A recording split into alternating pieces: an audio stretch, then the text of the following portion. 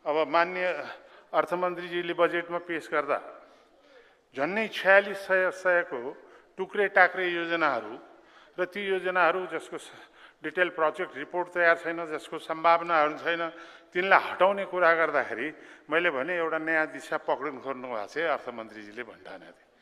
अहिले म अर्थमन्त्रीजीलाई यहीँबाट भन्न चाहन्छु, विभिन्न मन्त्रालयमा यो 4600 भन्दा बढ्ता 3 करोडको सिलिङ भनेर हामीलाई भन्यो। कहीँ मैले 30 लाख पनि देखाएको छु, तर 10 लाख 15 लाखको चाहिँ 100 योजनाहरू चाहिँ नि ठाउँ ठाउँमा परेको छ। कसरी पर्यो?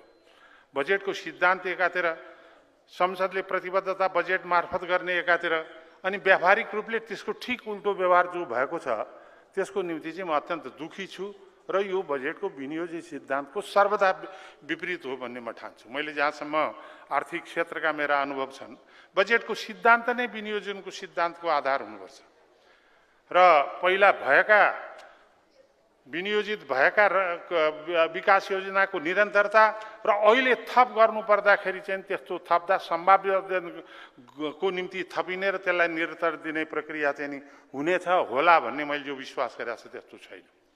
फेरि पनि त्यो बाँडचुड कता कति पारिया छ त्यसलाई सरल हेर्दाखेरि त मलाई कहिलेकाहीँ के लाग्यो भनेदेखि यो खाली कुरै मात्रै किन गर्ने? 4600 चाहिँ नि टुक्रे टाक्रे योजनालाई चाहिँ नि काट्दाखेरि मैले अर्थमन्त्रीजी एउटा 8 चाहिँ गर्नुभयो है भन्ठाने। तर त्यसकै स्वरूप चाहिँ नि अर्को लिने हो भने र फेरि मलाई थाहा छ, मैले धेरैचोटि भनेको छु र सार्वजनिक रूपले पनि भनेको छु, अहिलेको गम्भीर राष्ट्रिय परिस्थिति र आर्थिक सङ्कटापन्न अवस्थामा हामीले जे जति मागेका छन् ती बजेटहरू अर्थमन्त्रीजीले दिन सक्नुहुन्न।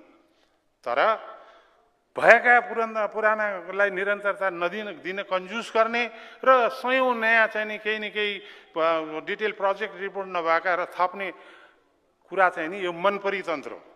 र कतिपय ठाउँमा त सभामुख महोदय मलाई अचम्म र जिल्ला लागेको छ।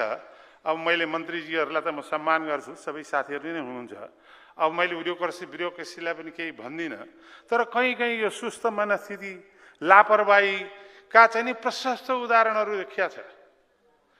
नुवाकोटको एउटा ठाउँलाई राखेर दैलेख भनेर लेख्या पनि मैले पढेको छु। अनि मेरो एउटा नगरपालिका बेलगोटगढी 10 त्यहाँ दुप्चेश्वर भन्ने कहाँ छैन, दुप्चेश्वर भनेर लेख्या पनि पढेको छु। यो के अलिकति अध्ययन गहनता र गम्भीरता मान्य सदस्यहरूले लेखेर दिएर टिपेर दिएका कुराहरूलाई हेर्ने प्रवृत्तिसँग पनि मन्त्री र मन्त्रालयमा नहुनु, यो चाहिँ नि सर्वथा रूपबाट संसदका जनप्रतिनिधिहरूको अपमान हो भन्ने कुरा चाहिँ म तपाईँहरूलाई सुनाउन चाहन्छु।